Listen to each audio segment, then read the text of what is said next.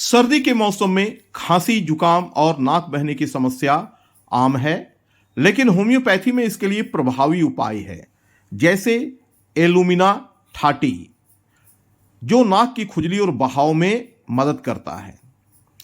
दिन में इस दवा का 5 बूंद 3 बार लें।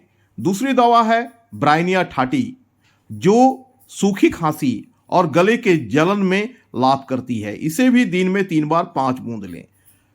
और तीसरी दवा है सेंटोनिन ठाटी सी, जो नाक बंद होने में फायदेमंद है। इसे भी दिन में 3 बार 5 बूंदें लें। इन उपायों से आप सर्दी के लक्षणों से जल्दी राहत पा सकते हैं। स्वस्थ रहें।